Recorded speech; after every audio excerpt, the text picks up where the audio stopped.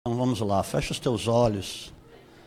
Vamos continuar na presença de Deus. Nós tivemos um louvor muito ungido, porque todos participaram. A unção é gerada no meio de vocês. É a gordura da ovelha. A gordura significa unção. Então foi gerado aí. Então Deus está aqui. Há uma presença saudável, doce. Uma presença amável do Senhor neste lugar. Porque Deus é bom e a sua misericórdia dura para sempre. Que o Espírito de Deus possa continuar falando em teu espírito. Porque Ele quer falar, Ele quer se manifestar, Ele quer se demonstrar cada vez mais como Deus amoroso, poderoso em obras, aquele que quer te levar cada vez mais à excelência do seu conhecimento, porque o caminho dele é de excelência, a palavra dele é poderosa, Ele é um Deus que perscruta os nossos corações, Ele é um Deus reto, Ele é um Deus que pode coisas impossíveis. O que é impossível para o homem, para Deus é possível. Ele é o Deus das causas impossíveis, mas Ele quer uma coisa, que você se humilhe diante dEle, que você se entregue a Ele, que você renuncie à tua carne, renuncie às tuas vontades, renuncie às vezes os pensamentos da carne, para que você possa tê-lo. E ter Deus e andar com Deus é a melhor coisa que existe. Ou seja, um homem que está com o Senhor, está nele, é a maioria. Não é a minoria, mas é a maioria. Se Deus é por nós, quem será contra nós? Então, Espírito Santo, tenha essa liberdade em nome de Jesus, amém. Seguinte, quero te falar sobre humildade mesmo. Humildade de espírito. Abra sua Bíblia. Em Mateus capítulo 26, a partir do versículo 36 em diante. O momento mais difícil para Jesus aqui.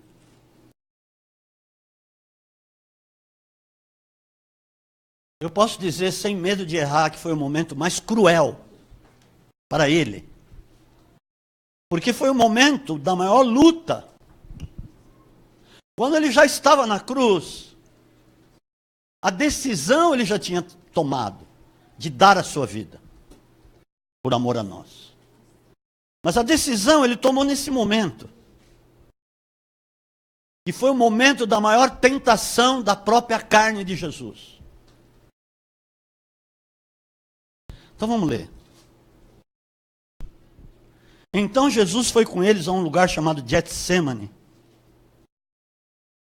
Getsêmani significa o lagar do azeite. E disse aos seus discípulos: assentai-vos aqui, enquanto vou além orar. Levando consigo a Pedro e os dois filhos de Zebedeu, começou a entristecer-se e angustiar-se muito. Então lhes disse, a minha alma está cheia de tristeza até a morte, ficai aqui e vigiai comigo. Ou em outras traduções, velai comigo. Então, um pouco adiante, prostrou-se sobre o rosto, orando e dizendo: meu Pai, se possível, passa de mim este cálice.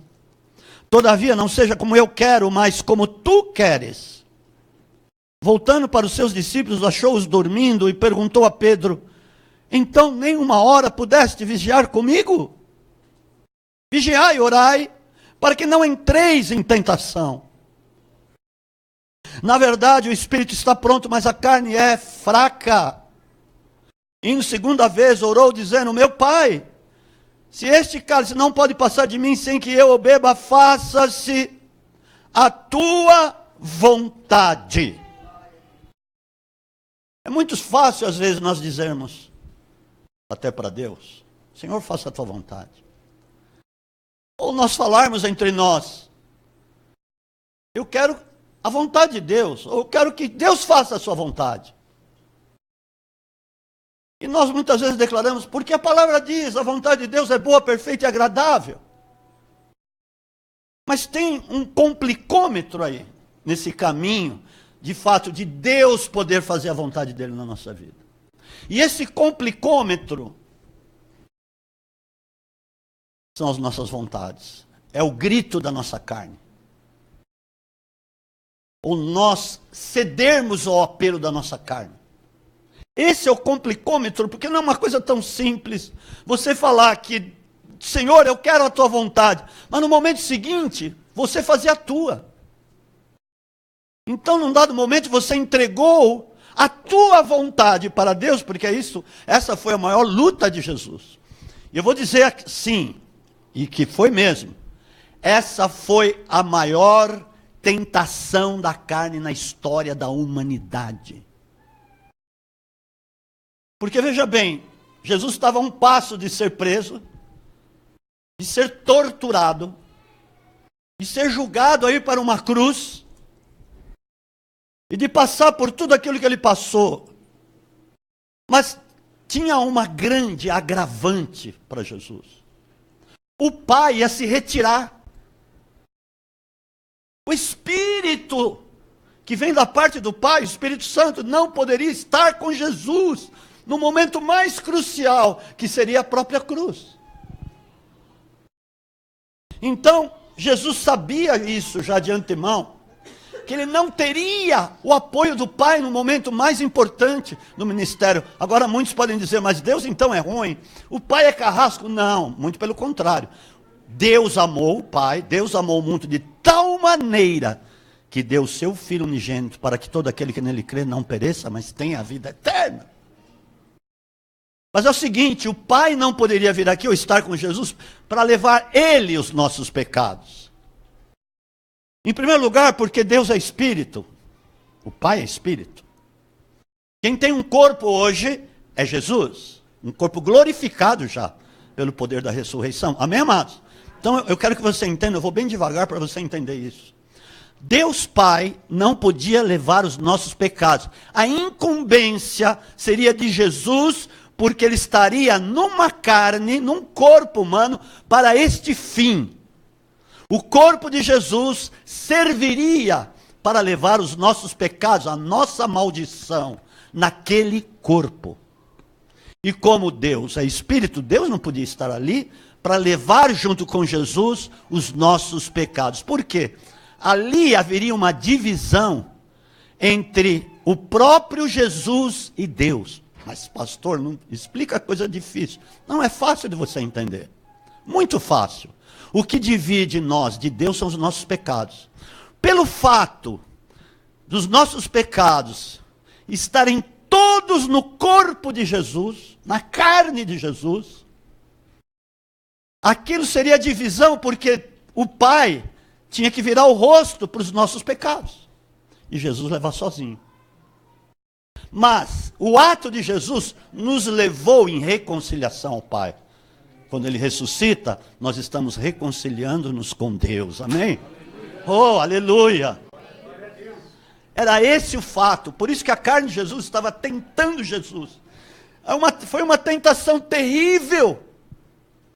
Porque a carne de Jesus não queria. Era um grito. Por isso que ele estava angustiado, entristecido. Ali diz que havia pavores de morte naquele momento, no jardim de Getsêmani. Então todo o pavor da humanidade estava posto ali naquele lugar, naquela pequenina parcela de terra. Estava posto todo o medo da humanidade, estava sobre Jesus. Por isso que ele se angustiou muito profundamente. E agora, eu sei, como se estivesse dizendo isto, eu sei que o Pai não vai poder estar comigo.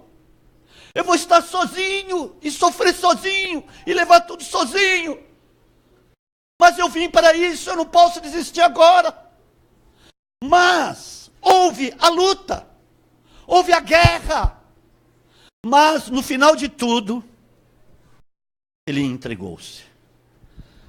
Pai, é difícil, mas não seja o que eu quero, mas o que tu queres. Então eu me entrego à tua vontade. Por isso que nós fomos salvos, por isso que nós estamos aqui, por isso que nós podemos pregar a palavra, por isso que nós podemos ter o Espírito Santo, por causa deste preço pago, amados. Aqui foi o preço pago.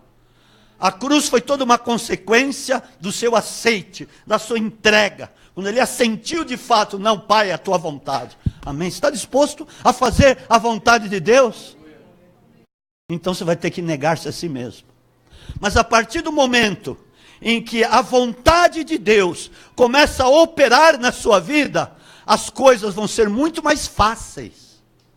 Porque aí vai ser a obra do Espírito, você vai estar dizendo assim, Senhor, agora é a obra do teu Espírito na minha vida. Agora o Senhor vai fazer e vai poder fazer, porque eu estou consentindo com isso. Eu o estou aceitando e estou de fato rendendo a minha vida aos teus propósitos. Aí Deus vai poder ter liberdade para poder operar em nós, tanto o seu querer como o seu efetuar, segundo a sua boa vontade. E aí, você vai começar a conhecer o que é de fato restauração, o que é de fato transformação, o que é de fato você poder ouvir a voz de Deus. Porque aí, ele sabe que ele vai ter liberdade dele poder falar e você poder ouvir. Aí que você vai conhecer de fato o propósito dele com relação à sua vida. E você vai começar a conhecer os critérios de Deus, as coisas que são dos céus e não as que são da terra. Porque eu vou dizer uma coisa, tem muita gente que é convertido no domingo, mas não é convertido de segunda a sábado. Ai, essa doeu. Doeu até em mim. É muito fácil nós virmos, porque vamos ouvir a palavra de Deus, vamos estar em comunhão, isso é tremendo. Eu senti comunhão na hora do louvor, porque de repente eu senti que todos estavam louvando, todos estavam cantando em uma só voz, em uníssono, que é uma só voz, todos estavam juntos, e de fato Deus estava se manifestando ali, como Ele está aqui em nome de Jesus. De fato o Espírito Santo estava andando no nosso meio.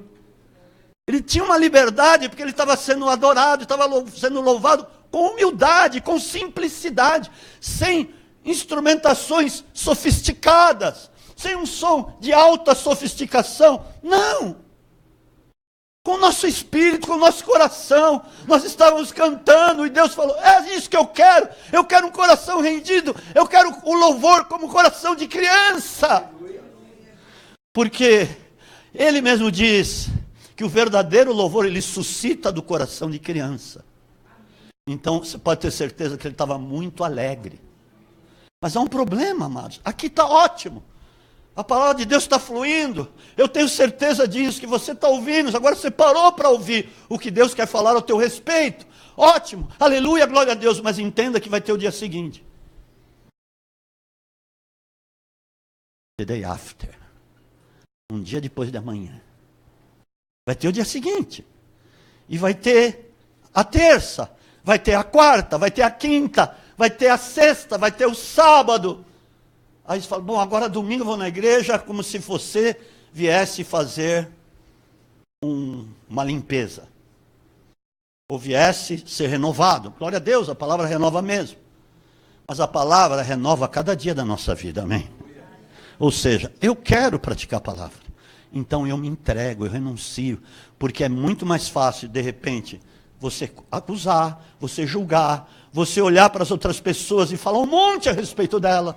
Isso é a carne, é a vontade da carne, isso é fácil. Porque você fazer a vontade da carne é a coisa mais fácil do mundo. Você não precisa de nada, é só abrir a boca e começar a fazer a vontade da carne. É só você se deixar levar pela carne. Então, você está vetando a entrada do Espírito Santo. Você está vedando que Deus possa fazer o que Ele quer na sua vida. Olha o que Jesus disse. Vinde a mim os cansados e sobrecarregados, e eu vos aliviarei. Mateus 11, a partir do 26. Vinde a mim os cansados e sobrecarregados, e eu vos aliviarei. Isso é verdade, isso não é mentira o que ele está falando.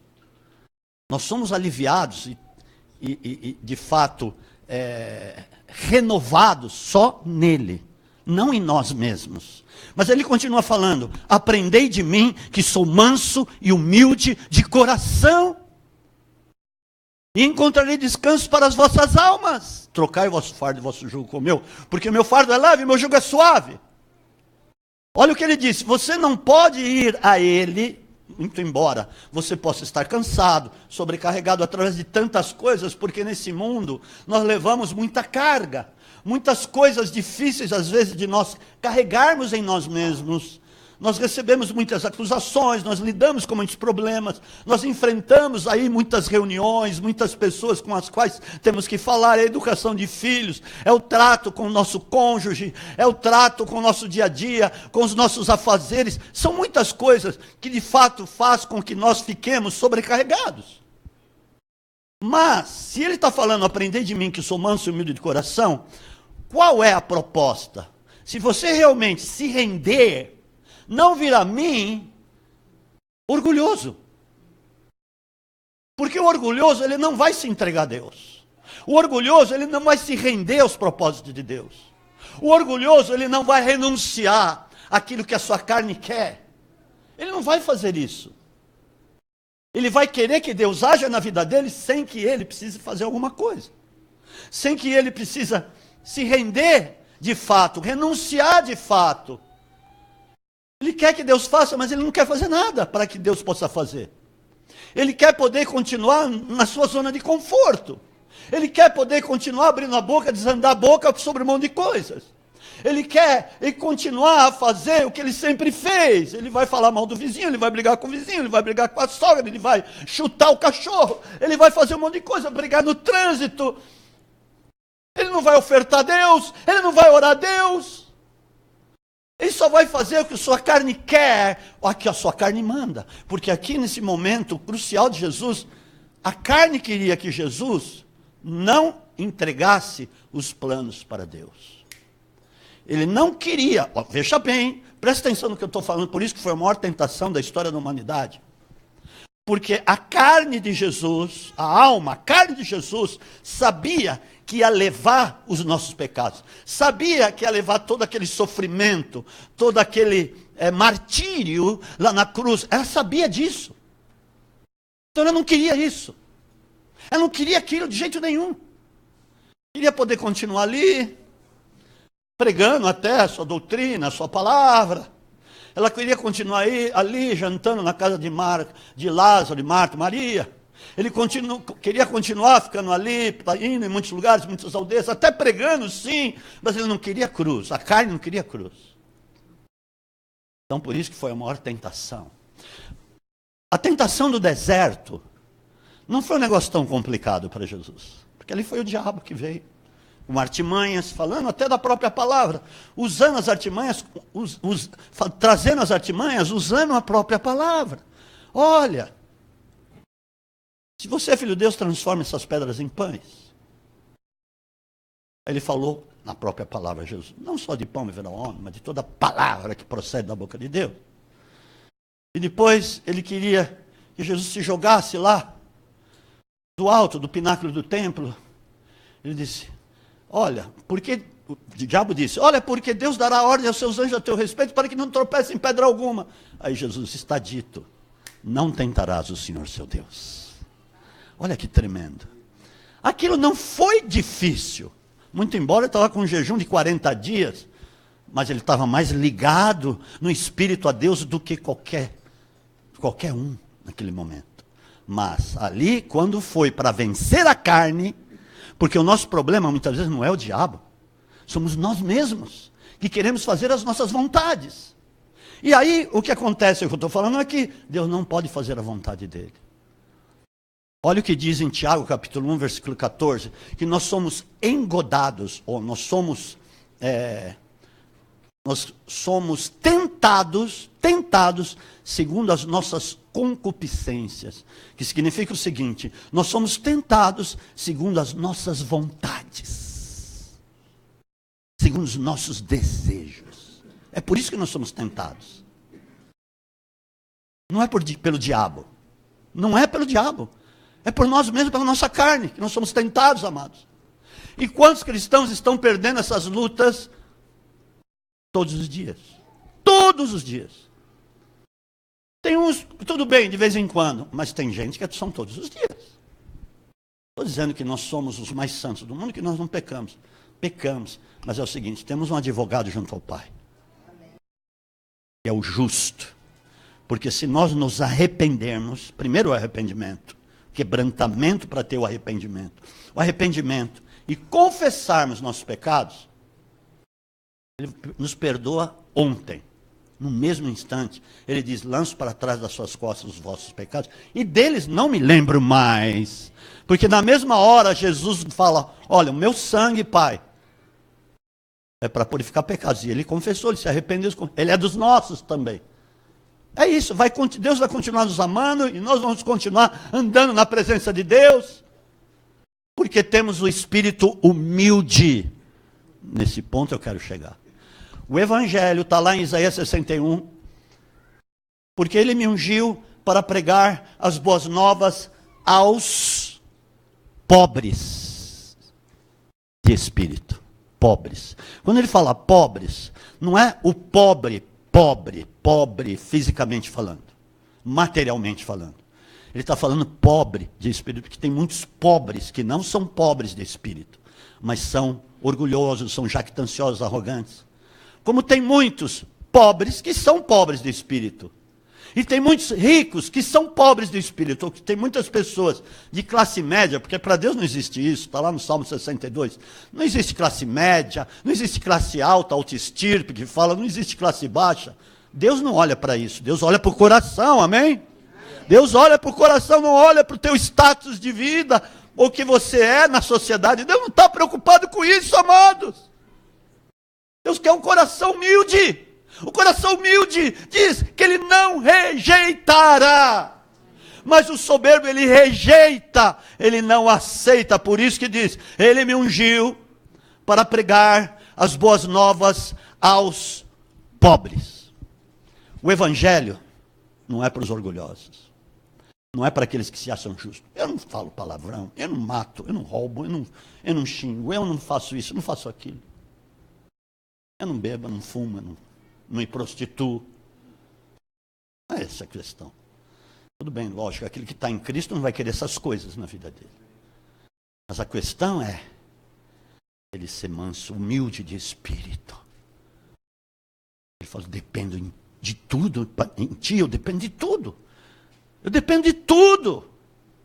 Eu dependo totalmente do Senhor. Em tudo, ou melhor dizendo, eu dependo do Senhor. Eu não posso fazer nada, como Paulo disse. Não que de mim mesmo eu possa pensar alguma coisa. Ele falou, de mim mesmo não vai sair nada de bom. Mas a minha capacitação vem do Senhor. Oh, aí é diferente, amados. Porque isso é um problema para nós. Eu vou falar de novo. Nós dificilmente, muitas vezes, nos rendermos a Deus. E nós acabamos fazendo aquilo que nós queremos. E não o que Deus quer fazer, que é muito melhor. Mas, amados, Jesus foi tentado na sua carne muitas vezes. Lógico que essa foi a maior. Mas abra aqui em Marcos capítulo 8.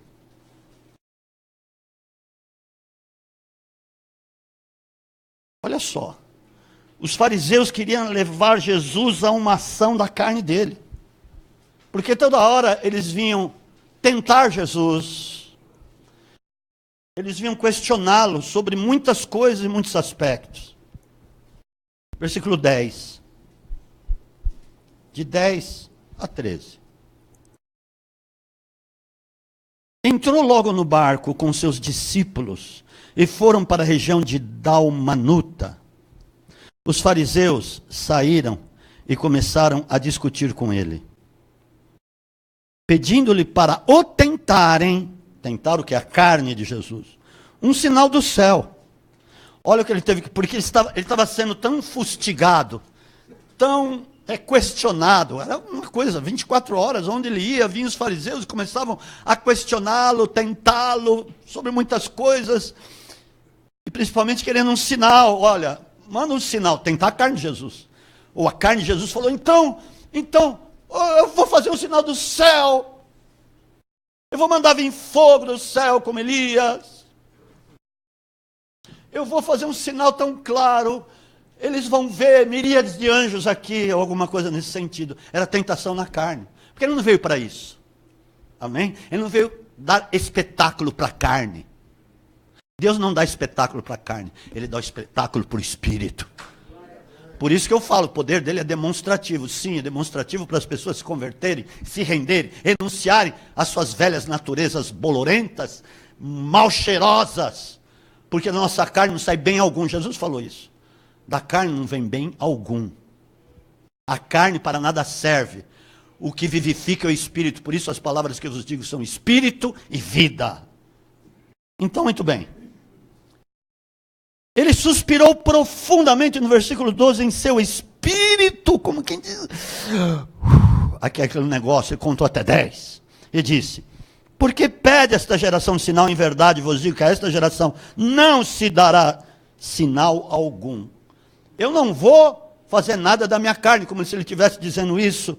Então ele os deixou, tornou a entrar no barco e foi para o outro lado. Ele respondia e não ficava ali, levando a discussão mais para frente. Não, não fazia isso. Porque se ele fizesse isso, ele sabia que ele mesmo estaria deixando a sua carne ser tentada. Ou melhor dizendo, ele acabaria tentando ao próprio Deus. Ou seja, então eu vou discutir com esses caras, eles vão ver o que é bom para tosse, como nós falamos. Eu vou para cima desses caras. Olha, pronto. Seria carne. Havia um limite. Jesus respondia pelo Espírito e continuava andando. Amém? Ele está nos ensinando a fazer como ele fez. Amém, amados? Então, uma coisa muito importante para nós.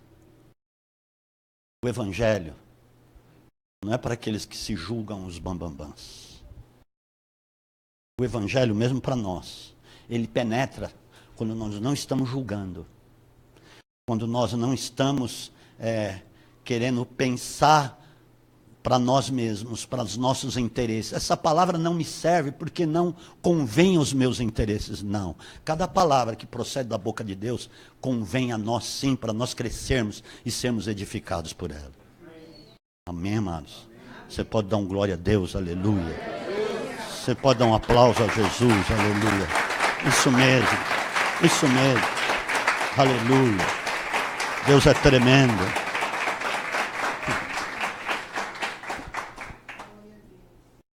Eu estou sendo rápido, muito breve. Agora você já sabe como é que é a coisa. É 30 minutos e você já está cheio do Espírito Santo, em nome de Jesus. Eu quero alinhavar isso em Marcos. Falando do jovem rico, vamos ver ali, tem um ensino para nós tremendo. Marcos capítulo 10, a partir do 17. O que nós lemos está ali perto. Marcos 8.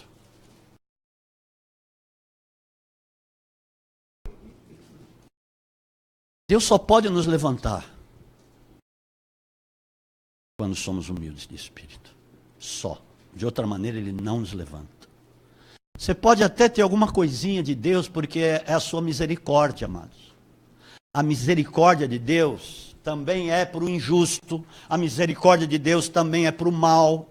Deus faz levantar o sol sobre justos e injustos. Deus faz cair a chuva sobre maus e bons. Mas espera um pouquinho, nós viemos a Cristo para que através dele fôssemos filhos. Amém? Está de acordo com o meu raciocínio, porque é a palavra. Amém? Nós viemos a Cristo para sermos filhos, como ele é filho, ele é o primeiro, por isso é chamado primogênito. Nós somos os irmãos, que também em certa fase da nossa vida passamos a ser primogênitos, porque estamos gerando fruto para Deus. Amém? Quando você começa a gerar fruto, o fruto que permanece, você se torna primogênito também. A Igreja Universal Assembleia dos Santos, está lá em Hebreus capítulo 12, 26, é Assembleia dos Santos constituída, inscritas como primogênitos nos céus. Igreja dos primogênitos. Amém, amados?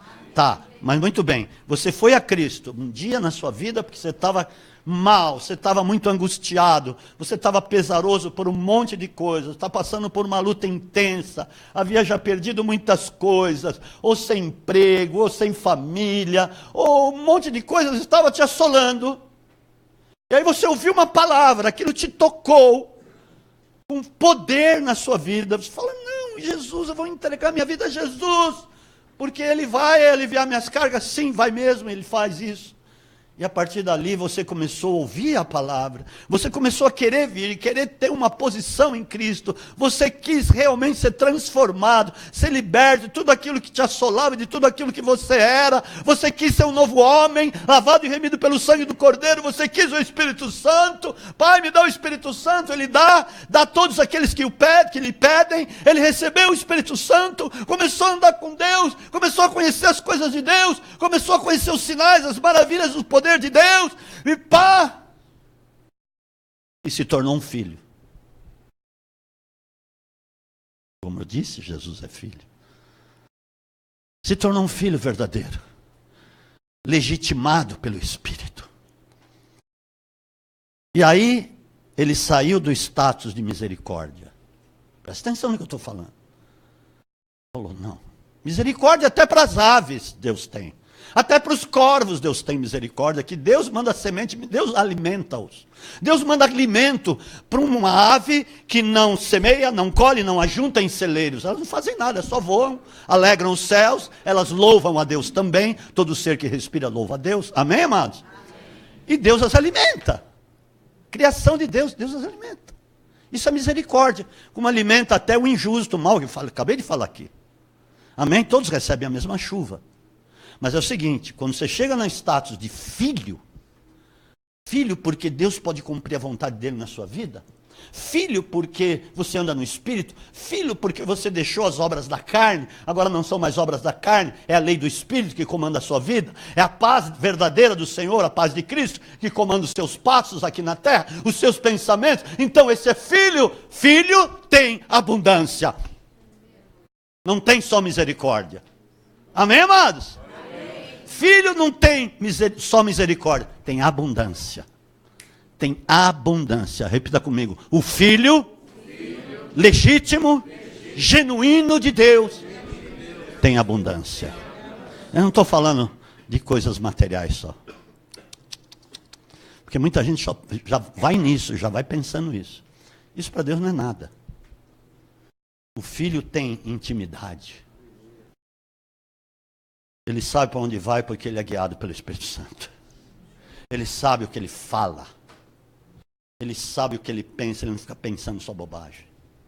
Ele sabe se comportar diante das pessoas na segunda, na terça, na quarta, na quinta, na sexta, no sábado e no domingo. E de novo, segunda, terça. Amém, amados? Esse é o filho. E para o filho não tem portas. A pastora Maristela falou aqui, se as minhas palavras estiverem em vós, se vós cumprirdes os meus mandamentos, eu não estou falando mandamento de Moisés, estou falando mandamento do Espírito novo que Jesus trouxe do céu, e não tem nada a ver com a carne, com a terra, do céu, para você andar como cidadão do céu, guiado pelo Espírito, é isso que eu estou falando. Então aí o que acontece? Não vai ter coisa que Deus não possa lhe dar. Tudo que pedirmos em nome ao Pai, Ele vos dará. Falou aqui. Eu virei a Ele, farei morada nele. Eu e o Pai viremos a Ele, faremos morada. Olha, você agora tem um novo passaporte. Passaporte da Jerusalém Celestial. Passaporte do céu. Você não é mais daqui, agora você é meu filho. Agora você é meu filho, eu vou te proteger de tudo quanto é coisa. Aleluia! Dê um aplauso a Jesus.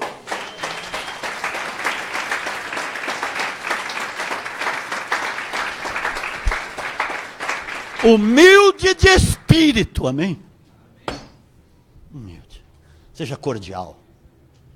Seja amável. Mas não da carne, não por interesse. Você pode ser amável, cordial, uma pessoa muito bondosa por interesse. Isso também é carne. Alô? 17. Pondo-se Jesus a caminho, correu para ele um homem que, ajoelhando-se, perguntou-lhe: bom mestre, veja bem, o rapaz se ajoelhou, bom mestre, o que farei para herdar a vida eterna? Carne pura, diga carne pura. Ele queria levar Jesus na conversa, pensou que Jesus ia se sensibilizar porque ele estava ajoelhado, falando coisas até interessantes, porque ele sabia, de alguma forma ele sabia que Jesus falava sobre a vida eterna. O evangelho do céu é falar sobre a vida eterna. Ele sabia isso. Mas vou chamar a atenção. É o seguinte, tem muita gente emocional, tá? Só emocional. Só vive por emoção. Ah, então ele está bem hoje, mas amanhã ele já está chutando a lata de lixo do vizinho. Não é nem a dele. A minha eu não vou chutar, vou chutar do vizinho. Não é? Hã? E nem quando eu era criança, menino. Nem te falo, hein? Não é, amor?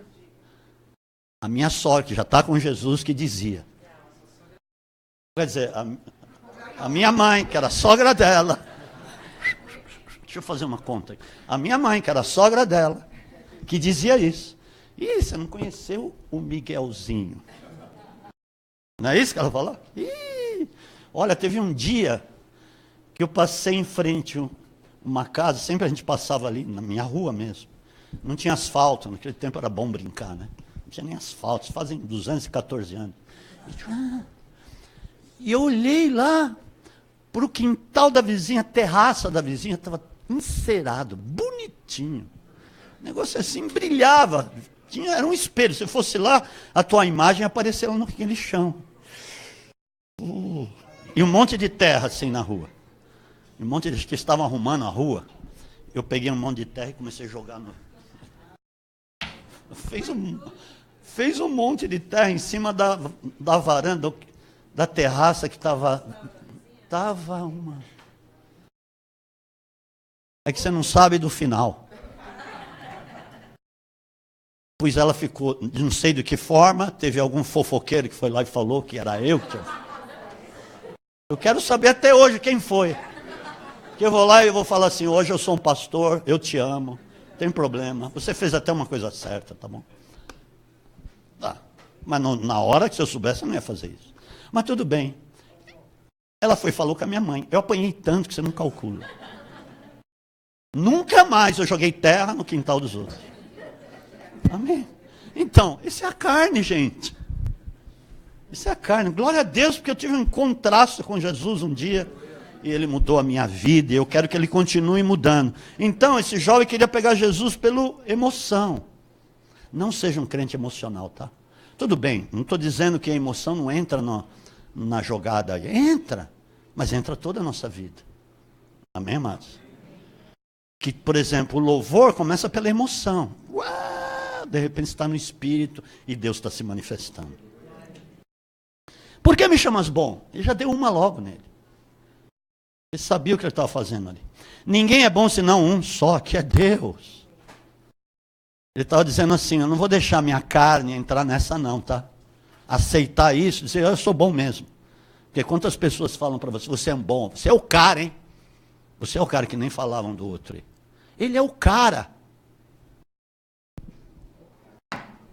Sabe os mandamentos? Não adulterarás, não matarás, não furtarás, não dirás falso testemunho, não defraudarás a ninguém, honrará teu pai e tua mãe. Ele respondeu, mestre, tudo isso tenho guardado desde a minha mocidade. Jesus olhando para ele, o amou. Independente de onde estava o coração dele, porque Jesus já sabia onde estava o coração dele, ele o amou. Foi amado do Senhor. Ele disse, falta-te uma coisa, vai, vende tudo que tens, dá aos pobres e terás um tesouro no céu. Então, vem e segue-me. Agora eu vou te fazer uma pergunta que para você, para o teu coração é bem fácil de responder. Quem está te guiando?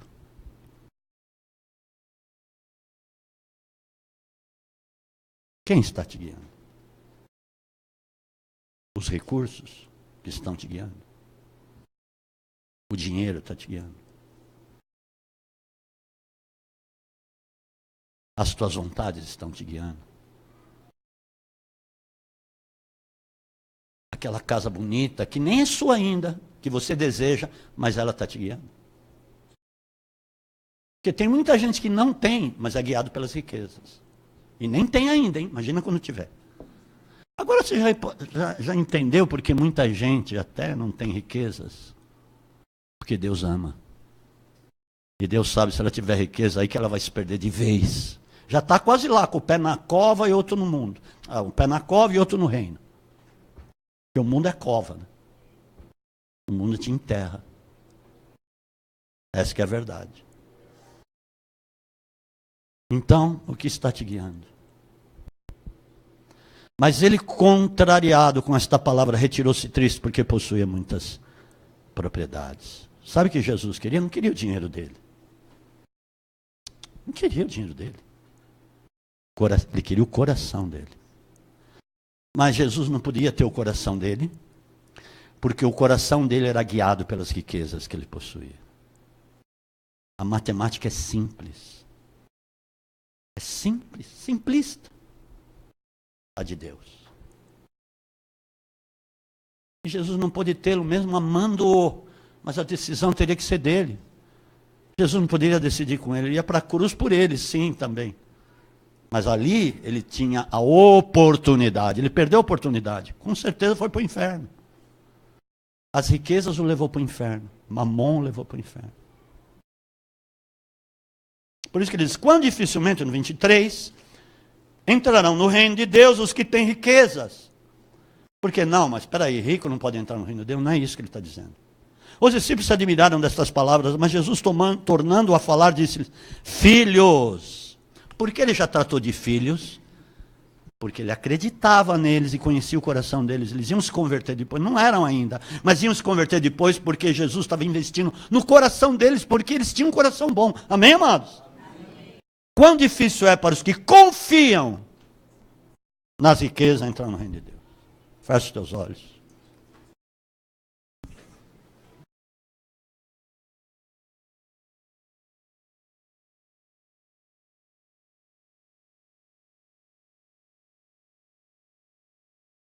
Amados,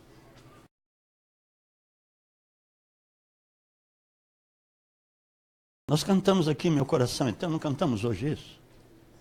Hã? Cantamos aqui, eu lembro. Meu coração é teu, meu coração é teu, Jesus. Nossa, estou cantando bem. Não posso me elogiar. Mas eu quero louvar Deus com tudo que Ele me deu. Nós cantamos, meu coração é teu.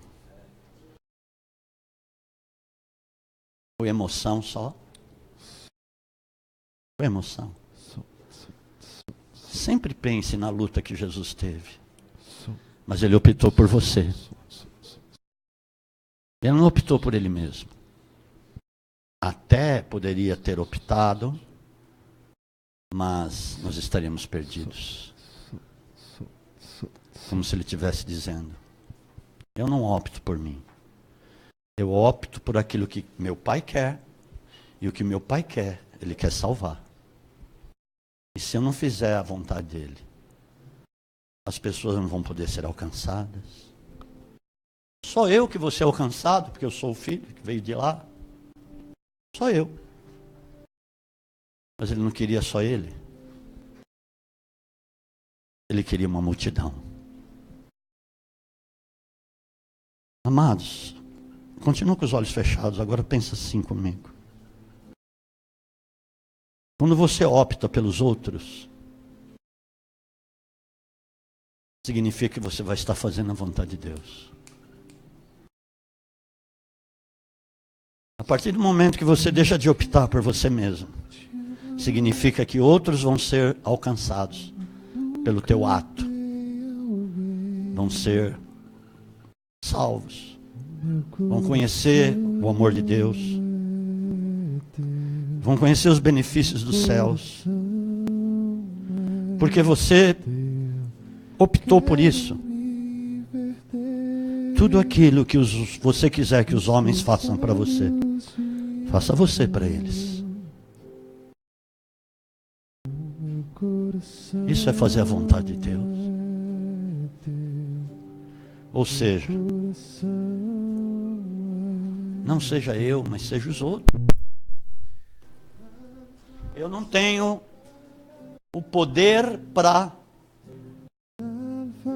beneficiar uma multidão, mas eu tenho uma decisão a tomar. Eu tenho uma opção de poder, de fato, me entregar, me render totalmente a Deus.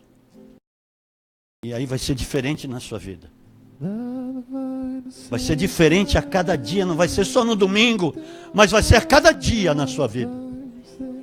Porque você vai olhar para os outros de uma maneira diferente e jamais você vai querer ofender essa pessoa.